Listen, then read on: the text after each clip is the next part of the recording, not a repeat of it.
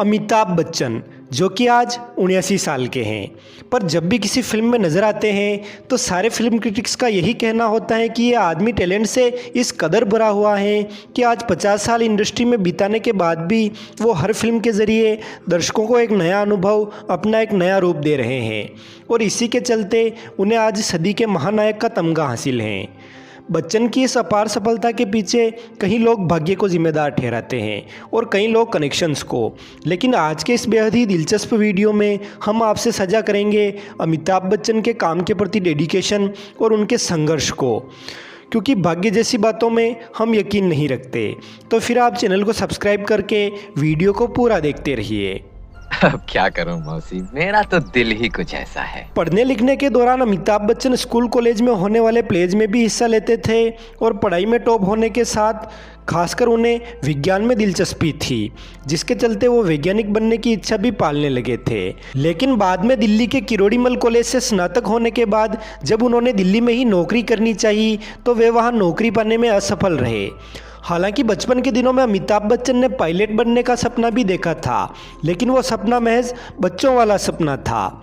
अमिताभ बच्चन जब 12 वर्ष के थे तब वे पहली बार माँ तेजी बच्चन और पिता हरिवंश राय बच्चन के साथ कलकत्ता घूमने गए थे और दिल्ली में जब नौकरी की कोई बात नहीं बन रही थी तब हरिवंश राय जी के कलकत्ता के टालीगंज निवासी एक मित्र ने उन्हें सलाह दी कि वो अमिताभ को कलकत्ते भेज दे, कलकत्ते में कोई ना कोई नौकरी मिल जाएगी। और इसी बीच इधर दिल्ली में अमिताभ को किसी ने सलाह दी कि उनकी आवाज़ काफ़ी अच्छी है तो उन्हें ऑल इंडिया रेडियो में बतौर अंग्रेज़ी न्यूज़ रीडर काम मिल जाएगा। लिहाजा उन्होंने वहाँ भी अप्लाई किया, लेकिन रिजेक्ट कर दिए गए और हिंदी न्यूज़ रीडर बनने की इच्छा लेकर उन्होंने दोबारा अप्लाई किया, लेकिन इस बार भी रिजेक्शन ही हाथ आया। लिहाजा उन्होंने दिल्ली से बोरिया बिस्तर बांधा और पहुँच गए कलकत्ता के टालीगंज में पिता के मित्र के पास।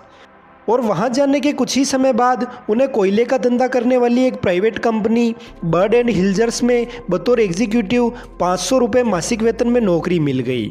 60 के दशक में किसी मध्यम वर्गीय परिवार के लड़के को 500 रुपये की तनख्वाह मिलना बहुत बड़ी बात मानी जाती थी। लिहाजा अमिताभ बच्चन मन लगाकर काम करने लगे।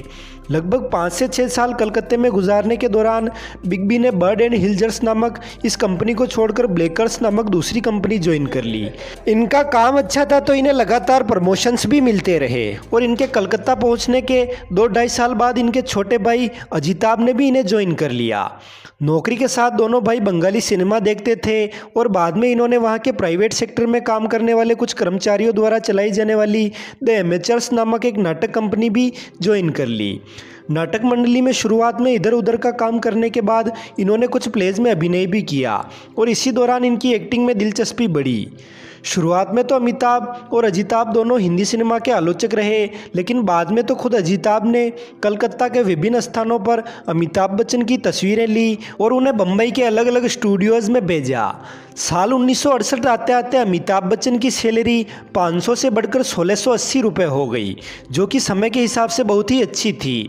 लेकिन अमित इससे संतुष्ट नहीं थे, क्योंकि इन्हें हीरो जो बनना था। अजिताभ ने अमिताभ के जो फोटो बम्बई भेजे उनमें से एक फ़ोटो कहीं से मनोज कुमार के पास पहुंच गया।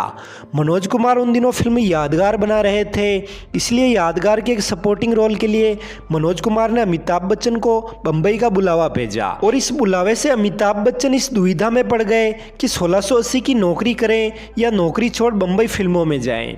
दोस्तों से पूछा तो ज़्यादातर दोस्तों का जवाब था कि फिल्मों में कुछ नहीं धरा है और अगर धरा भी है तो उनके लिए इतनी अच्छी नौकरी भी नहीं छोड़ी जा सकती। लेकिन अमिताभ बच्चन ने जब नौकरी शुरू की थी तब उनके घर में आर्थिक तंगी थी, जबकि उन्हें जब तक मनोज कुमार का बुलावा आया तब तक हरिवंश राय जी अच्छा कमाने लगे थे और अजिताभ भी कलकत्ता वाली कंपनी की तरफ से बम्बई भेजे जा चुके थे और यहाँ तक कि उन्हें अपनी कमाई घर भी भेजने की ज़रूरत नहीं पड़ती थी। जितना कमाते थे वो कलकत्ता में ही अपने ऊपर खर्च कर देते थे। यानी आर्थिक तंगी नहीं होने के चलते बिग बी ने अंततः नौकरी छोड़ी और ये निर्णय लिया कि बम्बई में चाहे फिल्में मिले या ना मिले, घर से एक पैसा भी नहीं मंगाऊंगा और पहुँच गए बम्बई। बम्बई जाते ही मनोज कुमार के पास गए और स्क्रीन टेस्ट लिया गया और उन्हें कहा गया कि नतीजों का इंतज़ार करें, लेकिन उस स्क्रीन टेस्ट का रिज़ल्ट क्या निकला ये आज तक किसी को पता नहीं चला। खैर उन्हीं दिनों मीनिंगफुल और अवार्ड विनर फिल्म्स बनाने वाले फिल्म मेकर के अब्बास सात हिंदुस्तानी फिल्म का निर्माण कर रहे थे।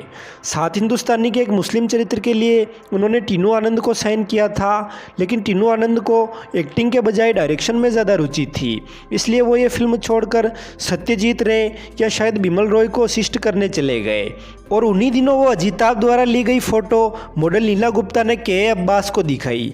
के अब्बास के अनवर नामक एक भतीजे ने उस तस्वीर से अमिताभ बच्चन को पहचान लिया, क्योंकि अनवर अमिताभ के साथ दिल्ली के किरोड़ीमल कॉलेज में उनके सहपाठी रह चुके थे और साथ ही यूनिवर्सिटी के कुछ प्लेज में भी इन्होंने साथ में काम किया था। लिहाजा अमिताभ बच्चन को बुलाया गया और मात्र 5,000 के अमाउंट में उनसे कॉन्ट्रैक्ट साइन करवाया गया कि इस राशि में उन्हें ये फिल्म करनी होगी, चाहे कितना भी समय लगे।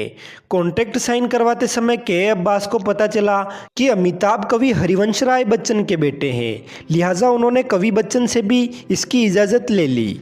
लेकिन अमिताभ बच्चन ने 1968 में कलकत्ता छोड़ा था और उनकी पहली फिल्म सात हिंदुस्तानी 1969 में रिलीज हुई तथा बाद की दो फिल्में रेशमा और शेरा तथा आनंद 1971 में, और ये 3 साल उनके लिए काफ़ी संघर्ष भरे रहे। शुरुआती 6 महीने तो उन्होंने भाई अजिताभ के साथ बिताए और बाद में अजिताभ को कंपनी के आदेश के चलते मद्रास जाना पड़ा। इसी बीच अमिताभ बच्चन को कुछ मॉडलिंग के ऑफर्स भी आए, लेकिन मॉडलिंग वे करना नहीं चाहते थे। लेकिन जब खर्चा निकालना भी दुष्कर होने लगा तब वे जलाल आगा के साथ रेडियो के लिए कुछ विज्ञापन में अपनी आवाज़ देने के लिए तैयार हुए। एक विज्ञापन से उन्हें 50 रुपये मिलते थे और पैसे बचाने के चक्कर में वे बेकरी पर रात के समय जाकर ब्रेड व बिस्किट खाते थे, क्योंकि बेकरी के बंद होने के समय पर ब्रेड व बिस्किट आधे दाम में ही मिल जाते थे।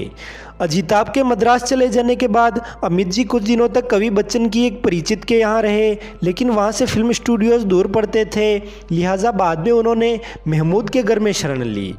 दरअसल महमूद के भाई अनवर अली भी सात हिंदुस्तानी फिल्म में एक हिंदुस्तानी बने थे और उस फिल्म की शूटिंग के समय अनवर की अमिताभ से दोस्ती हो गई, इसलिए उन्होंने अमिताभ को महमूद के खाली पड़े बंगले में शरण दी जिसमें अनवर खुद रह रहे थे।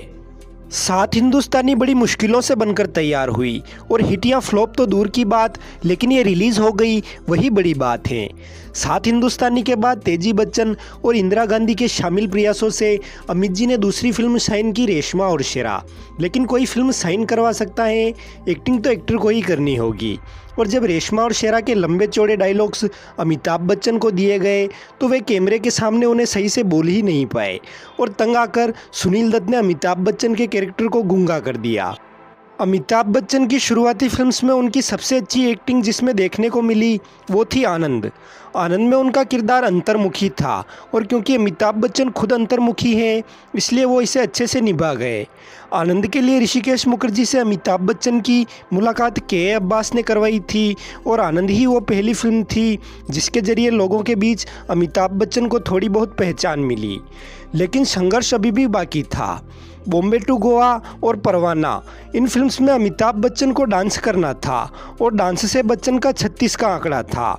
बॉम्बे टू गोवा के लिए महमूद ने जब अमिताभ बच्चन को नाचने के लिए कहा तो अकेले महमूद और अनवर अली के सामने तो वे नाच लिए, लेकिन जब बारी शूटिंग के समय पूरी यूनिट के सामने नाचने की आई तो अमिताभ को बुखार आ गया और उस समय बुखार में भी वो नाचे तो ऐसे नाचे कि सारी यूनिट के मेंबर उनका मजाक बनाने लगे। लिहाजा वो सेट छोड़कर कमरे में गए और कंबल ओढ़कर सो गए और जब बहुत समय गुजर जाने के बाद भी वे बाहर नहीं आए तो महमूद ने सब यूनिट मेंबर्स को समझाया कि अब कोई भी अमित का मजाक नहीं बनाएगा बल्कि उनकी हौसला अफजाई करेगा। और फिर महमूद ने कमरे में जाकर अमिताभ बच्चन को बड़ी मुश्किल से समझाया और बाहर लेकर आए तथा बाद में कई रिटेक्स के बाद वो गाना शूट हो पाया। और इससे पहले फिल्म परवाना का एक गाना शूट करते समय भी बच्चन की कमज़ोर डांस स्किल्स के चलते कोरियोग्राफर सुरेश भट्ट बच्चन से इस कदर जल्ला गए थे कि वो इन्हें फिल्म से बाहर करवाना चाहते थे, लेकिन बाद में अमिताभ ने जैसे तैसे करके डायरेक्टर के ज़रिए सुरेश भट्ट को मनाया।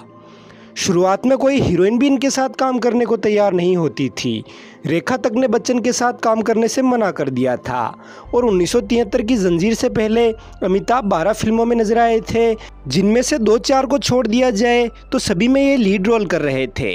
लेकिन इनके लीड रोल वाली सारी फिल्में फ्लॉप रही और इन्हें मनहूस कहा जाने लगा। और मनहूस कहे भी क्यों ना, 1972 में रिलीज हुई फिल्म बंसी बिरजू इस कदर फ्लॉप हुई कि इसके प्रोड्यूसर फिल्म के स्पॉट बॉयज़ के भी पैसे नहीं दे पाए और फाइनेंसर से बचने के लिए उन्हें छुपना पड़ा था। और इतना सब हो जाने की वजह से अमिताभ बच्चन ने भी टैक्सी का लाइसेंस बनवा लिया था।